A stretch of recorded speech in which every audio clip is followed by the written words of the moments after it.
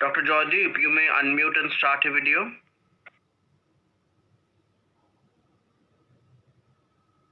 Am I audible? Loud and clear. Okay.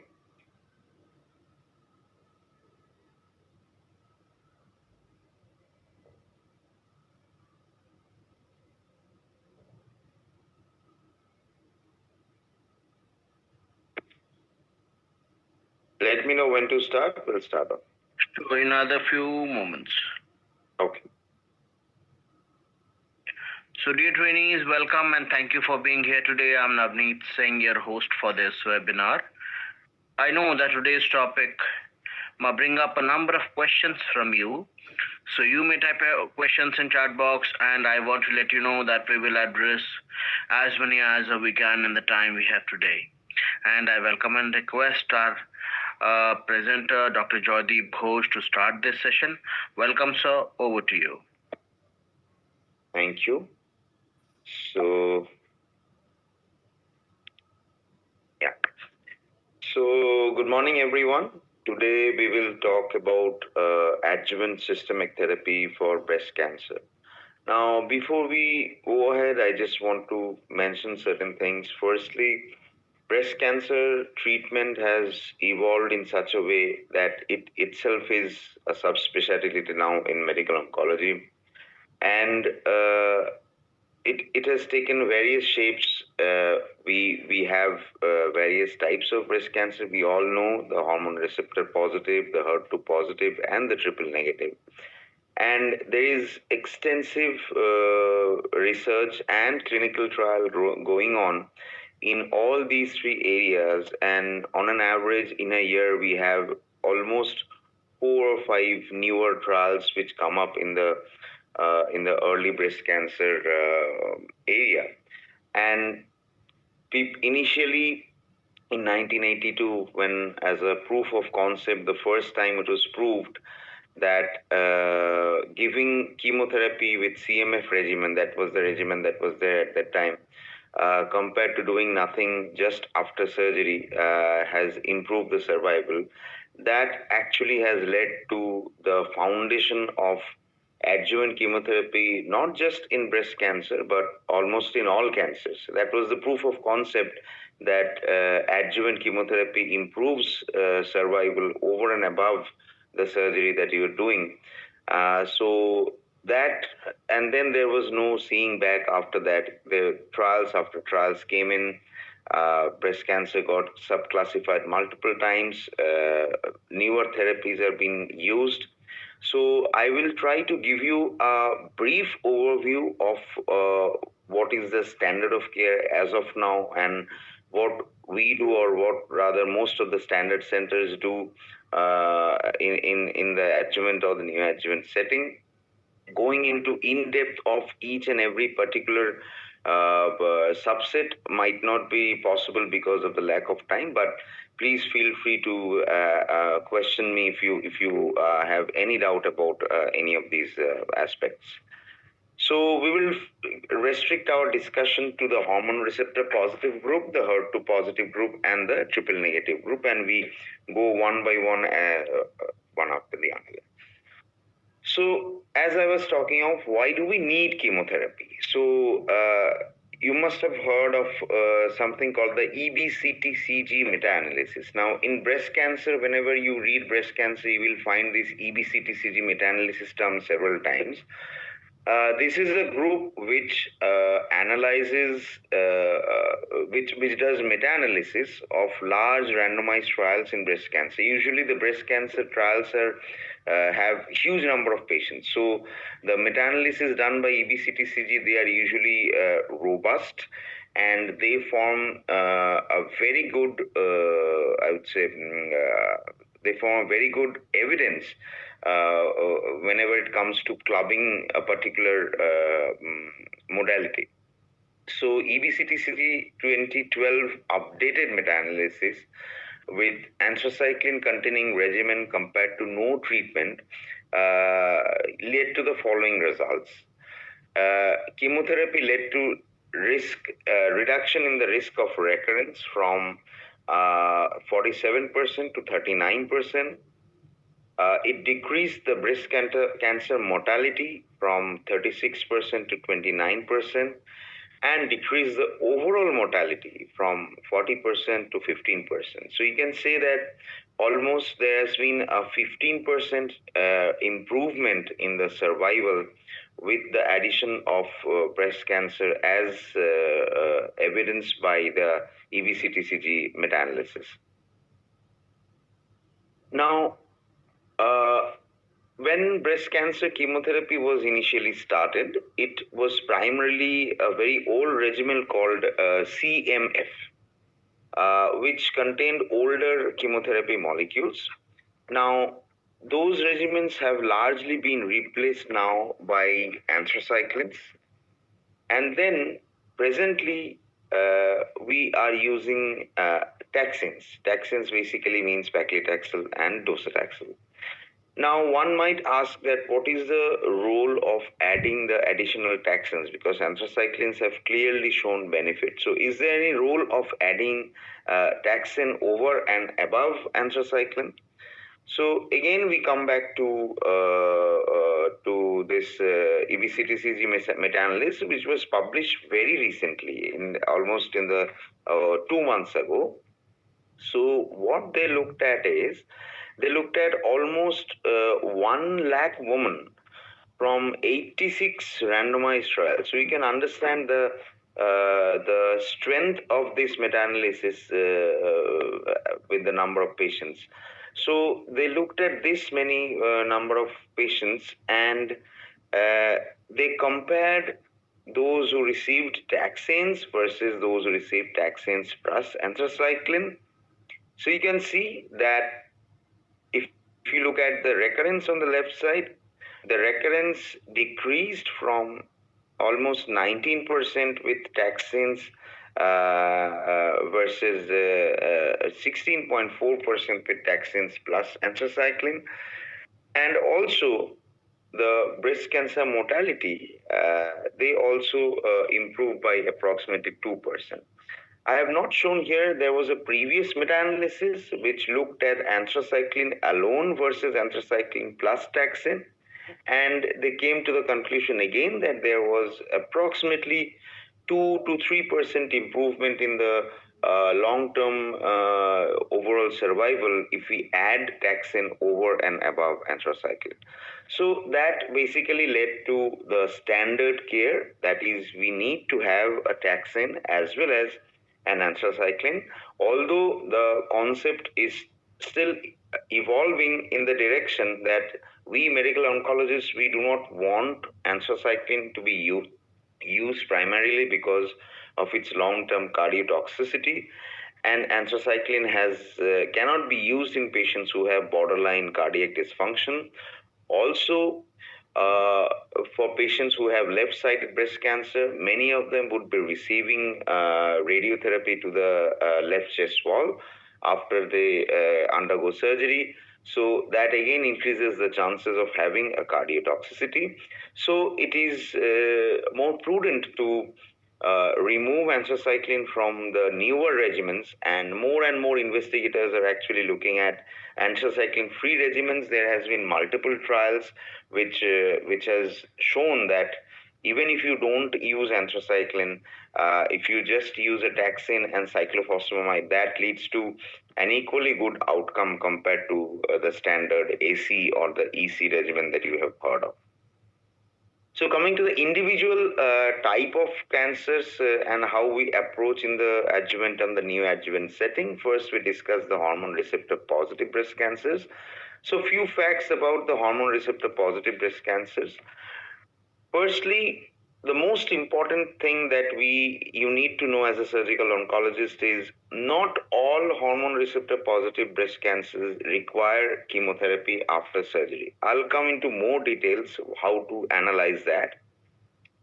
Some of them fall in the low risk category, and their proliferation rate that we measure by the Ki-67, that is usually most of the time slow. You must have heard of various types of breast cancer by the ESMO group, the European group, that is luminal A, luminal B, HER2 positive, and the basal.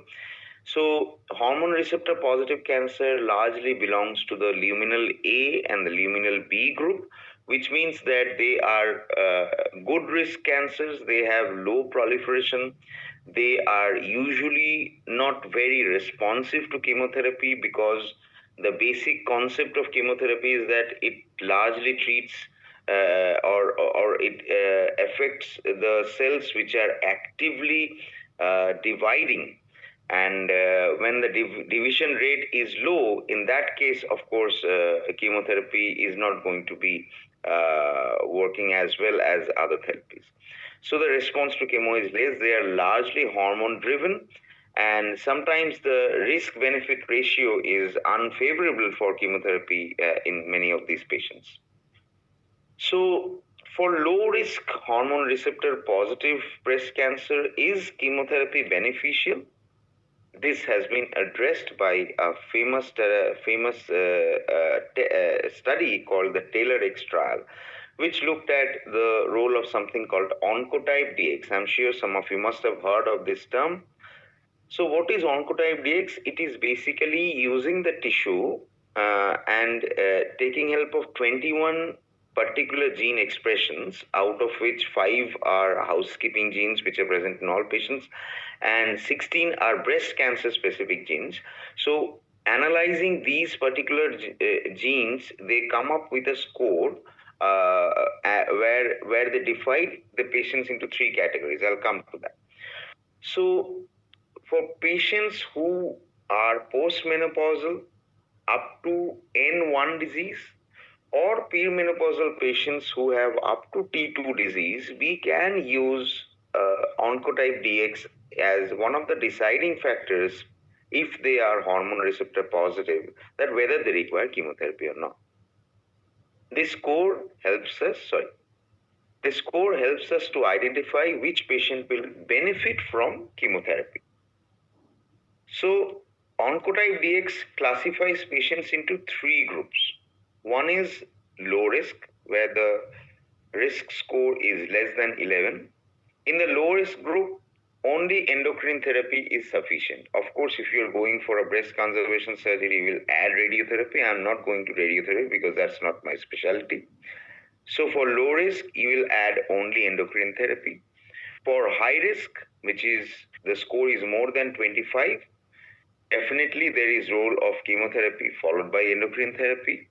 Now, the big confusion or the question was, if the patient has an intermediate risk, that is the score stays between 11 to 25, is there any role of chemotherapy? So to address this question, this famous trial, that is the Taylor-X trial, was designed. So what this trial did was, they randomized the patients who had intermediate score into endocrine therapy alone versus endocrine therapy plus chemotherapy. I mean, chemotherapy followed by endocrine therapy. And you can see on the right side that there is absolute overlapping of both the curves on each other. You cannot separate the chemotherapy curve from the endocrine therapy alone curve. So this tells us, and also if you look at the hazard ratio, it is exactly 1, which means that in patients who have intermediate risk breast cancer decided by oncotype DX, there is no role of adding chemotherapy over and above endocrine therapy. So for low risk ER positive patients who have oncotype score of less than 25, there is no role of chemotherapy, but there is an exception. If you have a premenopausal patient with a score of 16 to 25, you might discuss the option of chemotherapy, because it is only in that subset where chemotherapy has found to be beneficial. But in case of postmenopausal, if it is less than 25, you do not need chemotherapy. And also for up to 3 nodes positive in postmenopausal, you can consider omitting chemotherapy if the oncotype score is less than 25. And of course, those who have more than 26 score, it is the standard of care, which is chemotherapy followed by radiotherapy. And this is only for patients who are up to T2 and N1. For all patients who are N2 and above or T3, T4 disease, definitely chemotherapy is indicated. And for these high risk patients, you do not go for oncotype because it is clearly proven beyond doubt that such heavy burden, high risk disease, we have to give chemotherapy because we need to understand that breast cancer is primarily a systemic disease and there will always be micrometastasis, more so in patients who have a heavy nodal burden or a higher disease. Now, I will just show you the how an oncotype DX breast cancer recurrence score report looks like. This is from one of my patients done recently. So we send the tissue to the oncotype group and they came up with this report. This is just a snapshot of the first page. So they give you the score. This is the third score. This patient has a score of 13. She is a postmenopausal woman.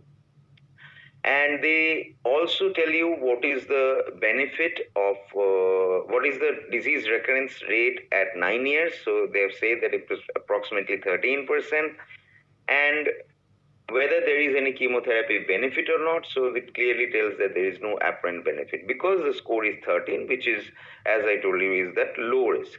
So if the patient can afford, the best way to go about for small tumors or up to 3 node positive postmenopausal women is to do the oncotype DX. So now comes the question that we face regularly in our clinics because oncotype DX is an expensive test. It costs around 2.5 lakh rupees. So many of our patients are unable to afford the oncotype DX. So in that situation, how do we go about whether to know whether the patient requires chemotherapy or not? We can take the help of other predictive scores. So I will give you an example. Say, for example, we have a patient who is 62-year-old female who had a T2 lesion. Tumor size is 25 mm, grade 2, Ki67 is 5%, ERPR positive, HER2 negative. Now, one might ask, even patients might ask, that do I need chemotherapy in this patient? I cannot afford oncotype DX, so is there a way I get to know whether I need chemotherapy? So for that, you need to go to this website, which is called Predict Online. I will just show you how to go about it.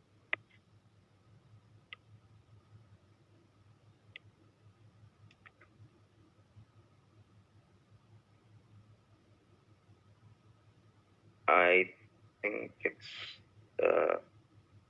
is my website visible? Can anyone? Yes, its website is visible. Okay. So we put the data. So we go to predict. We put the data. There will be couple of inputs like for DCIS, LCIS we put no. Age at diagnosis say we put 65. It is postmenopausal yes. ER positive. HER2 status negative. Ki67 I have told that it's 5%, so positive means more than 10%. So we make it Ki67 negative.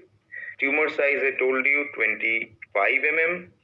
Tumor grade was 2. Detected by symptoms, and there were no nodes were positive. So positive nodes will make it a 0. Now you will also have to put your treatment options. Say for example, we put treatment option hormonal therapy for 5 years.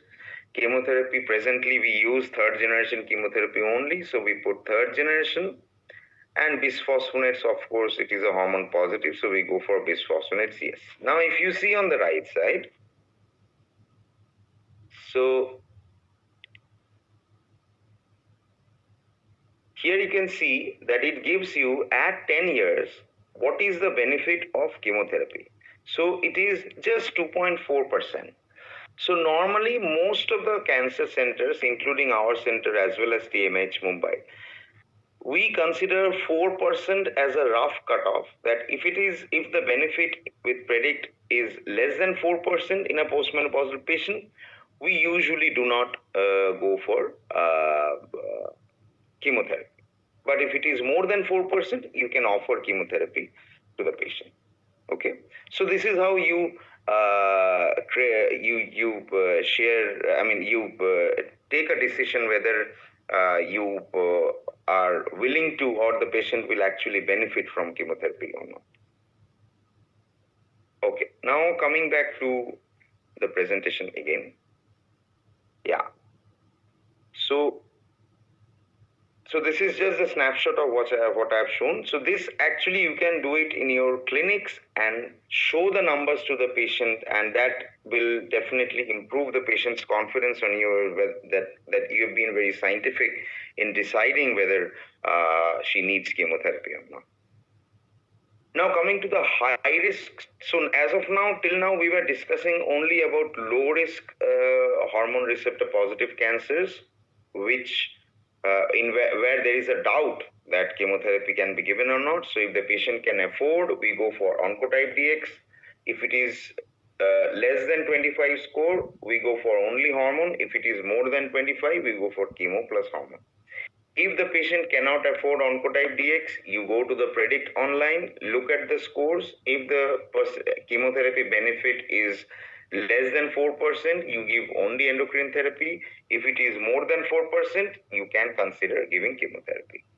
Now switching to the high risk group. High risk means basically the T3, T4 patients, the node positive in the sense those who have 4 or more node positive, high Ki67. If the Ki67 is more than 20%, or if they are grade 3, in these situations, or if they are premenopausal with all these factors, in these situations, you do not have to go for any scoring or any Predict online. Chemotherapy is definitely indicated. And the standard chemotherapy regimen, the most standard regimens that should be used in today's days is either the AC or EC. AC basically anthracycline plus cyclophosphamide, that is doxorubicin plus cyclophosphamide or epirubicin plus cyclophosphamide. 4 cycles followed by paclitaxel or docetaxel. You can give weekly paclitaxel. You can give dose dense. I'll come to dose dense later on. You can also use the regimen called TC, that is docetaxel plus cyclophosphamide, if you want to avoid anthracycline, especially in those who have underlying cardiac comorbidities or patients who are elderly and won't be able to tolerate anthracycline. Now, there have been multiple meta-analysis again regarding dose-dense regimen. Now, what is basically a dose-dense regimen? Dose-dense regimen means that normally we give these regimens in a 3-weekly cycle. Now, if we give these regimen in a 2-weekly cycle, like 2 weekly EC followed by 2 weekly taxane or even weekly taxane, that becomes a dose-dense regimen. Now, there are some basic principles why we use a dose-dense regimen. I'm not going to those details. There are some basic chemotherapy concepts which has shown that dose-dense regimens have better outcome and they have better tumor kill. So, in fit patients, wherever chemotherapy is indicated, it's preferable that you go for a dose-dense regimen, more so in those who are high-risk cancers. Now, in these patients, what after chemo? So you've completed your chemotherapy regimen. Now we go for the hormonal therapy. I'll just give a brief overview because this is again a very large topic.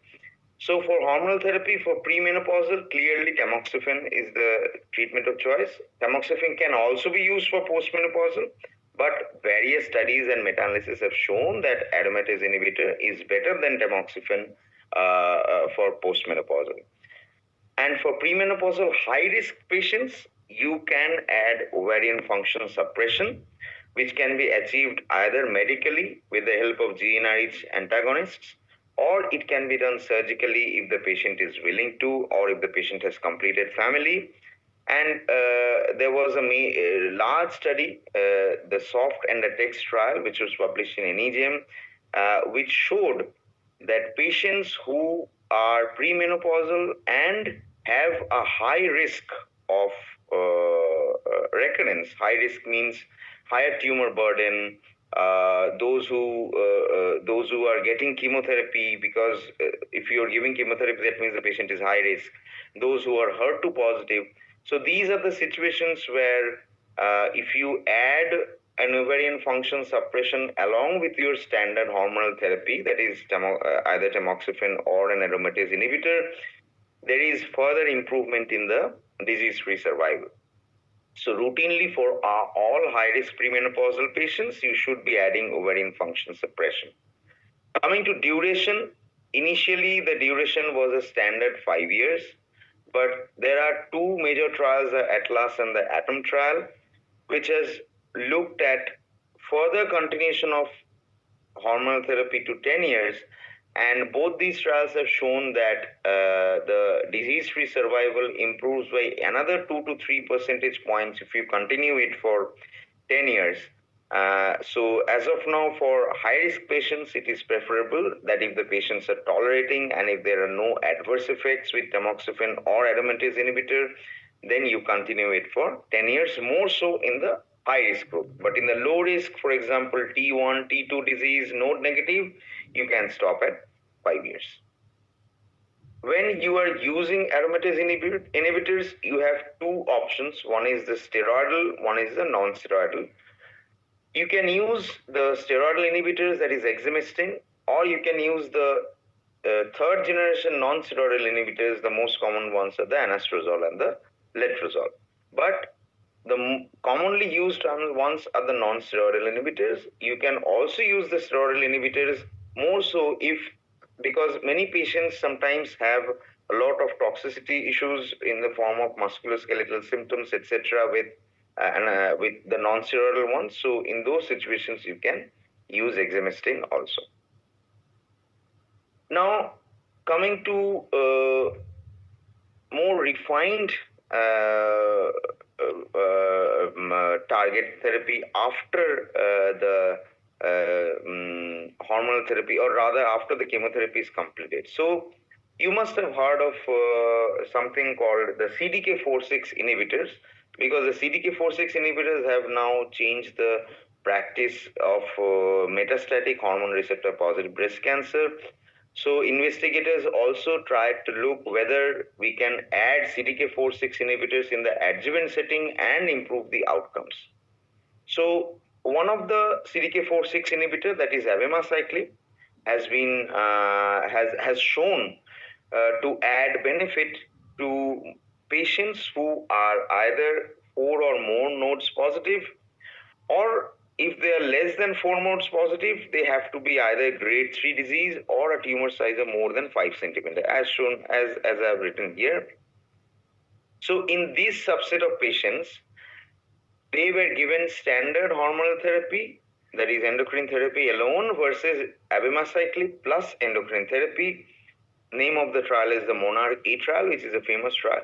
So you can see that at 24 months, there is a separation of the curve, and there is a 3 to 4 percentage point improvement in the long-term disease-free survival with the addition of abemaciclib. So if a patient is financially well-to-do and is willing to take whatever is the standard of care, for a high-risk group, you can consider adding abemaciclib along with your standard hormonal therapy for 2 years. So that was hormone receptor positive. Now we come to an aggressive subset, that is triple negative breast cancers. We all know they are very aggressive. They have a very high Ki-67, very high proliferative index. They have a good response to chemotherapy. They have a higher chance of recurrence. And in our patients, what we have seen is that they usually present at a very late stage. So what are the indications of chemotherapy in triple negative breast cancer? Ideally, almost all triple negative breast cancers above 5 millimeter should receive chemotherapy. Now, if it is less than 5 millimeter, there is no very strong data to suggest the degree of benefit. But yes, for triple negatives, anybody who is even above 3 mm, many people would want to give chemotherapy. If they are less than 50 years, BRCA testing is indicated because patients who are BRCA carriers, they tend to have triple negative breast cancers. If they have high risk disease like 4 or more nodes positive, T3 or T4 cancers, there also BRCA testing is needed. Why? Because there is role of PARP inhibitors in the adjuvant setting. I'll come to that. And larger tumors, for example, when I say larger tumors, it is basically T2 and above.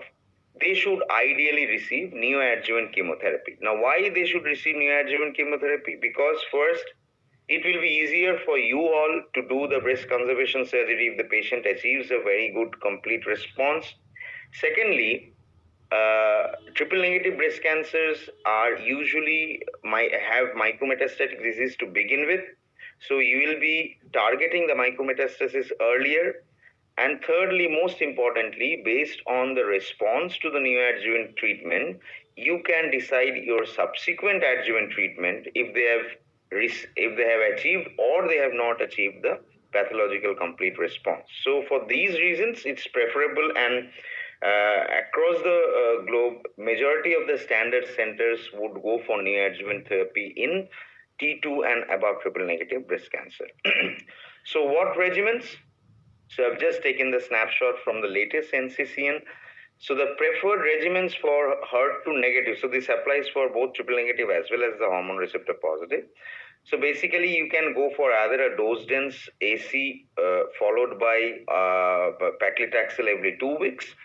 You can go for dose dense followed by weekly paclitaxel.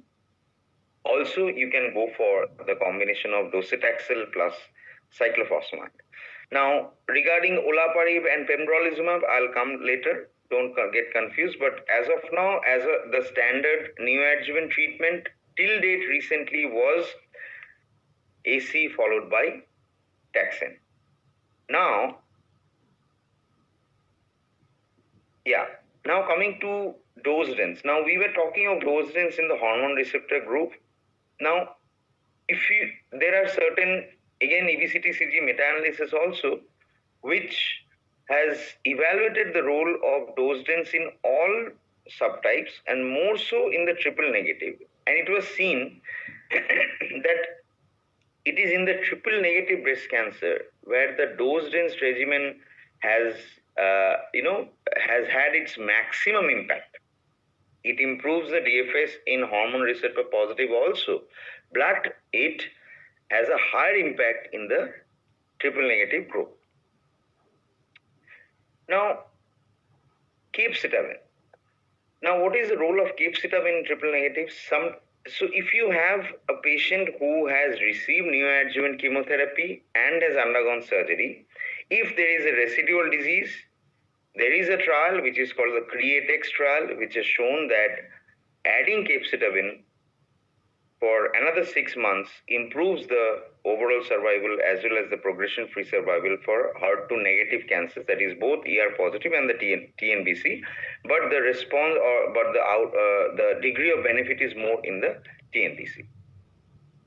And more so, as I told you previously, that if the patient is a high-risk patient, you should also go for BRCA testing.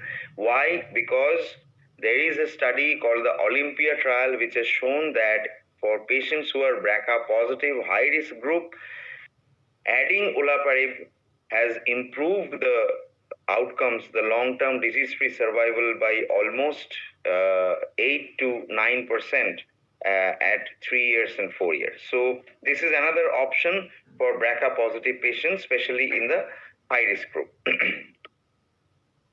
Now coming to the role of carboplatin, this has been tested multiple times in the past. So investigators initially were trying to see whether in the adjuvant setting is there a role. None of the trials have shown that in the adjuvant setting, carboplatin usage helps. But in the neoadjuvant setting, there were 2 major trials, the JPAR-62 and the Brightness, which showed an improvement in the event-free survival and also improvement in the pathological complete response rate. But there was one study, that was CALGB 40603, which did not show any improvement. Now, to resolve this confusion, we should be very proud about our own major institute, that is Tata Memorial Mumbai, where Dr. Sudeep Gupta and team led a randomized control trial in which they compared the standard weekly paclitaxel followed by EC versus the combination of pacli carbo weekly followed by EC. There were 710 patients. Even when I was a resident at TMH, we were part of this study, and the results came out. It was presented in the San Antonio Breast Cancer Symposium. The full text is yet to be published, and it is definitely a practice-changing trial. Why? Because it was seen that adding carboplatin to taxane improved the event-free survival by 6.6% at 5 years. So you can understand that in the curative setting, say 5 to 6% improvement in the survival is definitely very much meaningful, because here you are trying to save lives, and it's not like the palliative setting where you're just trying to improve the survival by a few months. So definitely with this trial getting published, I'm sure along with the GPAR 6.2 and the brightness trial, this will lead to the practice that the standard for the standard for triple negative neoadjuvant therapy should be the combination of chemotherapy plus carboplatin. Also, there is role of immunotherapy, because immunotherapy is coming into every area. So this is the trial of immunotherapy in triple negative early breast cancer. So what they did is, there were 1100 plus patients. So patients were randomized into neoadjuvant pembrolizumab plus chemotherapy versus placebo plus chemotherapy, and they came up with the result that the pathological complete response with the addition of pembrolizumab to chemotherapy was 64% compared to 51%. So almost a 13% improvement in the pathological complete response. And also there was roughly around 5 to 6% improvement in the event-free survival, long-term event-free survival, with the addition of pembrolizumab followed by maintenance pembrolizumab after surgery for 9 cycles. So I'll just give you a rough flow chart of how we should be approaching triple negative breast cancers. So for early breast cancers, T1 and small tumors, you go for upfront surgery followed by adjuvant chemotherapy. But for T2 and above, preferably you go for neoadjuvant chemotherapy with taxane platinum followed by EC or AC. You can add pembrolizumab if finances is not an issue. Assess the pathological response after surgery. If there is a complete path response, continue with pembrolizumab if you have used it in the NSCT setting. Do not give pembrolizumab if you have not used in the NSCT setting. There is no data of adjuvant pembrolizumab alone. Otherwise, you can just follow up. Of course, radiotherapy will be coming into picture. But if the patient has not achieved a pathological complete response, you can use capecitabine for 6 months based on the CREATE-X trial, and also you can add olaparib if the patient is BRCA positive, BRCA1 or 2 positive. So this is a flow chart for the triple negative breast cancers. Now coming to HER2 positive. So any HER2 positive tumor which is more than 5 mm warrants combination chemotherapy plus anti-HER2 therapy. Definitely any node positive or T3, T4 cancers, T2, also T1 more than 5 mm requires combination of chemo plus HER2 blockade. For tumors more than T2 or node positive, again, just like triple negative, it is preferable that you go for neoadjuvant chemotherapy because of, again, the same fact, micrometastasis is targeted adequately. You will have easier BCS to do. And if the patients, we will have the data of the response, and we can change the treatment in the adjuvant setting based on the response. So the common neoadjuvant regimens for HER2 positive breast cancers was the standard. Initially, it was paclitaxel trastuzumab, but now we have largely shifted to the combination of which is called TCHP, that is docetaxel, carboplatin, trastuzumab plus pertuzumab. Now, this TCHP regimen was tested in a study called the Trifena trial. And historically, if you look at the degree of complete pathological response in HER2 positive breast cancers, the TCHP regimen had the highest pathological response rate, almost up to 70%. Complete PathCR was achieved with the TCHP regimen. So if finances permit, definitely you should go for TCHP. Otherwise, you can also give a regimen called the docetaxel, carboplatin, and trastuzumab. Now, you have given the optimal TCHP regimen and you have done the surgery. Now, you look at the specimen. If there is complete pathological response, you continue with whatever HER2 blockade that you initially used. If you used TCH regimen with just trastuzumab, you continue on trastuzumab in the adjuvant setting. If you have used a doublet of HER2 blockade like pertuzumab plus trastuzumab, you continue on the same doublet, or if finances is an issue, we can just continue on trastuzumab alone. But if there is residual disease, there is a famous study called the Catherine trial, which has shown that for patients who have residual disease, changing to trastuzumab emtansine, that is TDM1, has improved the invasive disease-free survival from 77% to 88% at 3 years compared to continuing the trastuzumab alone. So the standard of care for patients who have residual disease after surgery is to switch from trastuzumab to TDM1 and complete the 1 year of therapy. So again, a flowchart to help you with this. So for any patients T2 and above, you go for NSCT with a HER2 containing regimen. You can use THP or TCHP or AC followed by TH or THP. These three are the most commonly used regimen. You take up the patient for surgery. If there is a complete pathological response, continue on the same trastuzumab regimen for 1 year. No need to change.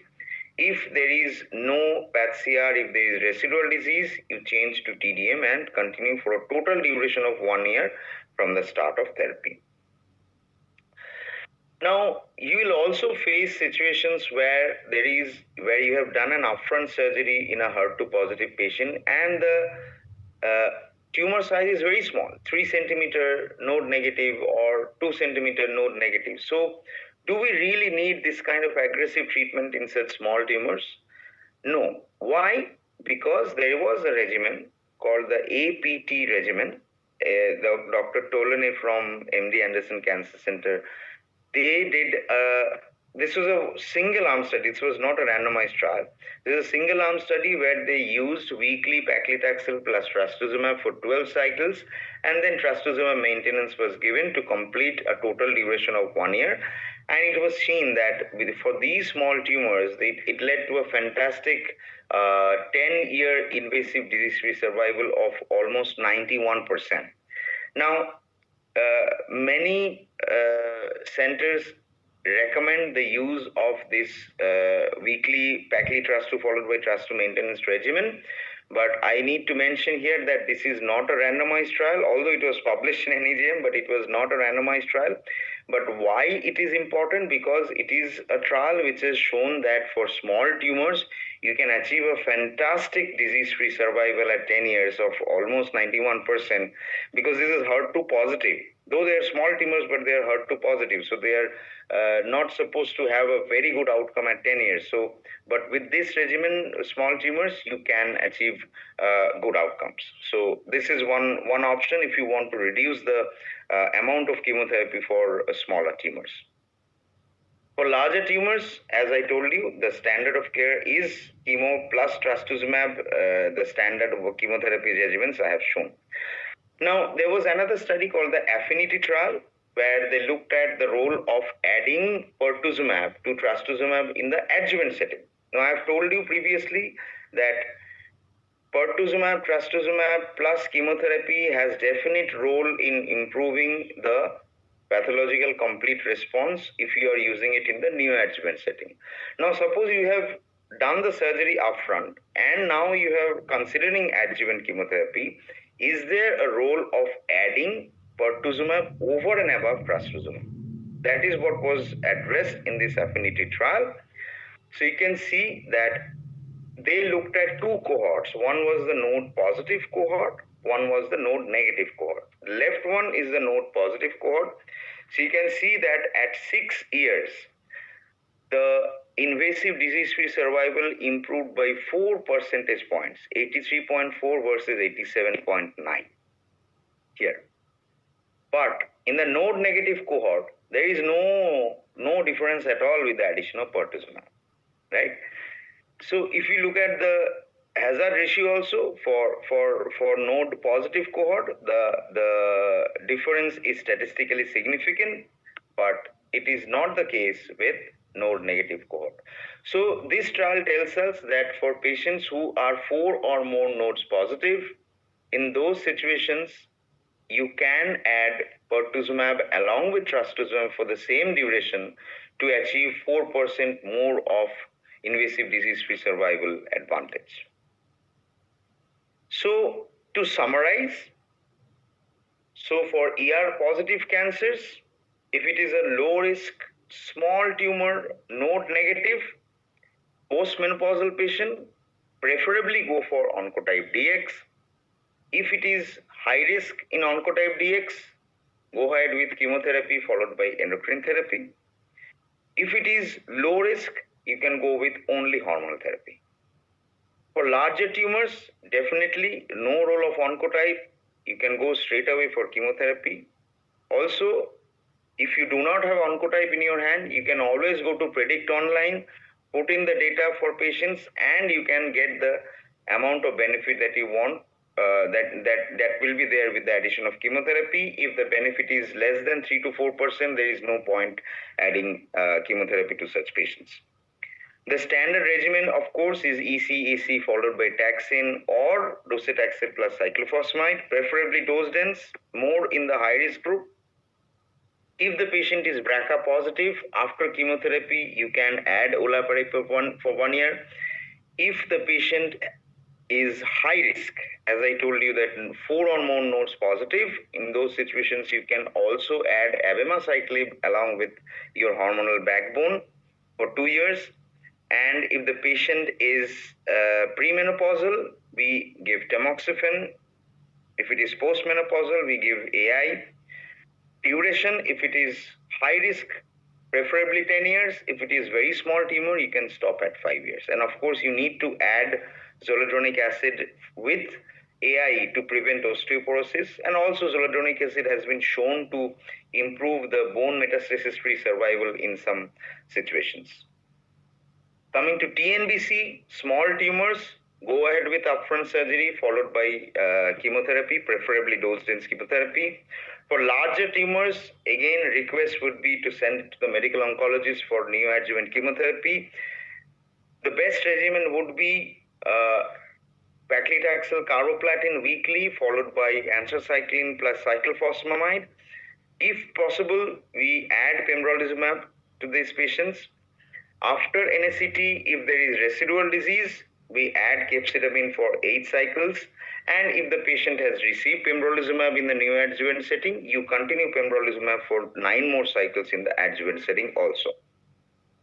And if there is no residual disease, no further systemic therapy, patient goes for radiotherapy.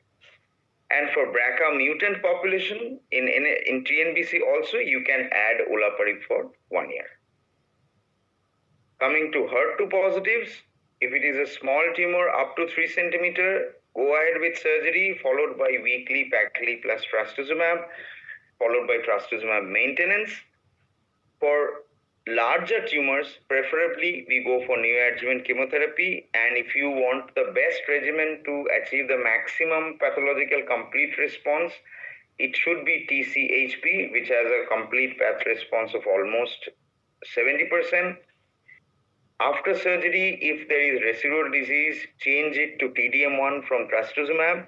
If there is no residual disease, continue on the same anti-HER2 therapy. And there is no role of olaparib or capecitabine or pembrolizumab in the HER2 positive group. So with that, I wish to conclude. I will just go through the questions that has been asked here.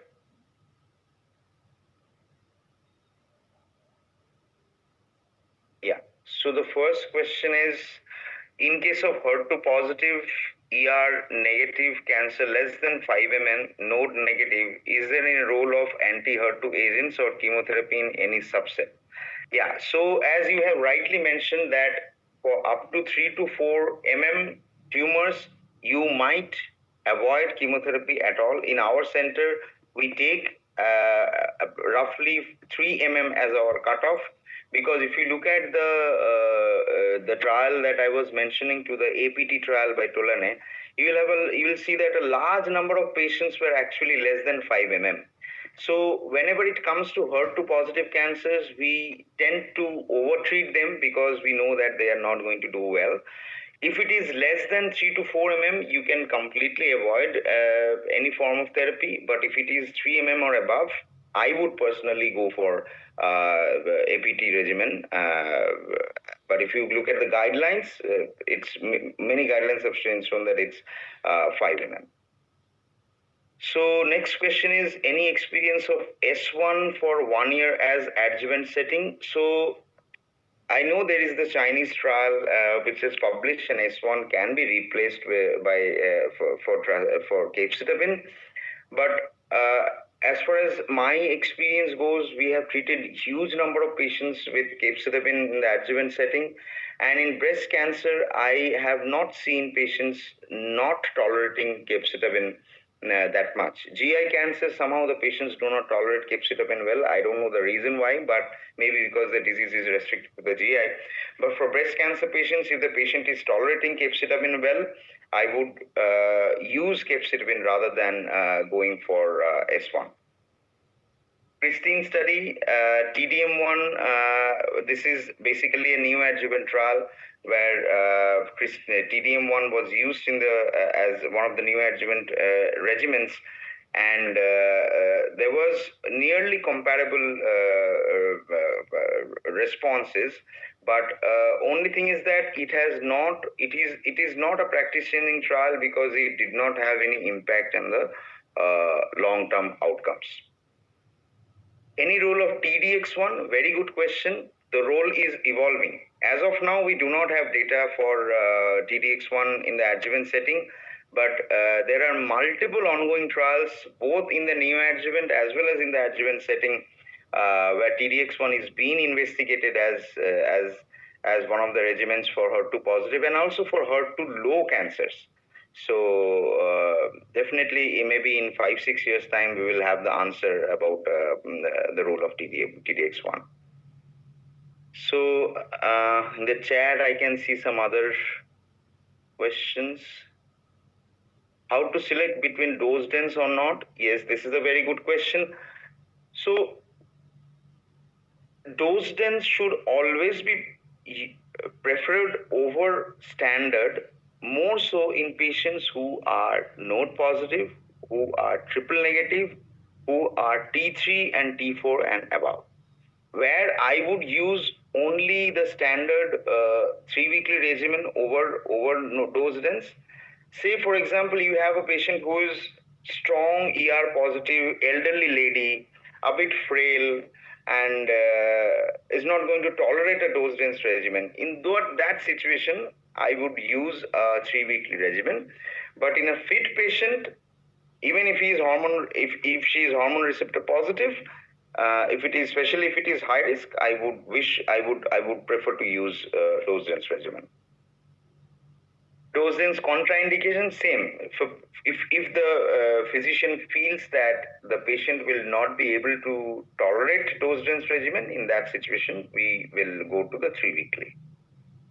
Role of platins in neoadjuvant, I have told you, Dr. Gupta has clearly shown that addition of platinum has led to improvement in the event-free survival.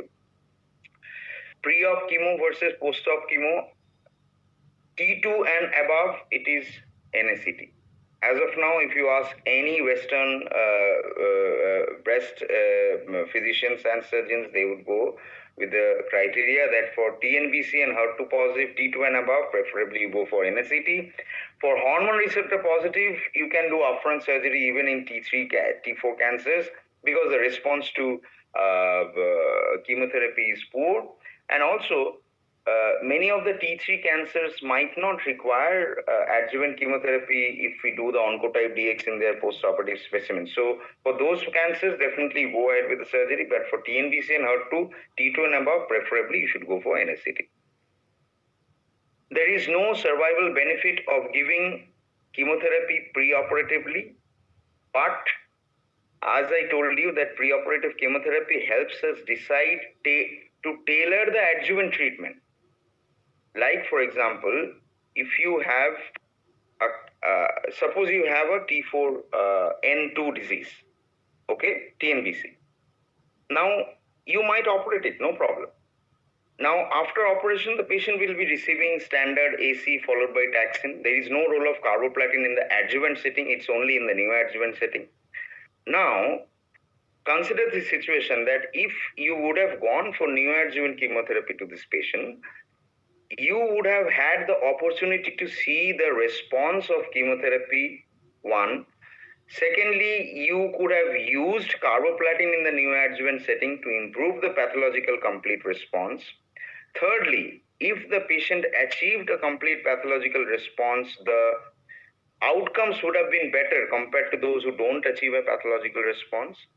Fourthly, based on whether or not there is residual disease, I have the option of adding adding capecitabine based on the CREATEX study, or if the patient is BRCA positive, I can add olaparib. That can also be in the upfront setting also. But capecitabine option will be there with me if the patient has not responded adequately well to neoadjuvant. So because of these 3-4 advantages, standard for high-risk patients would be to go ahead with neoadjuvant chemotherapy. So,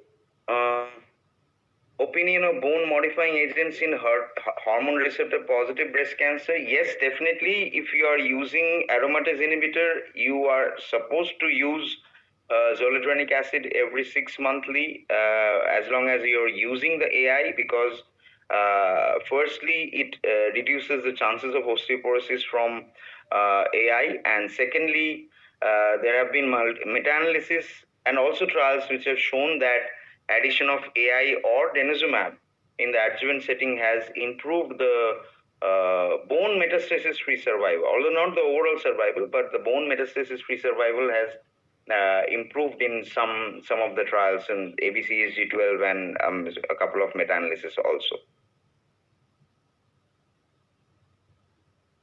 So, is there a role of zoledronic acid in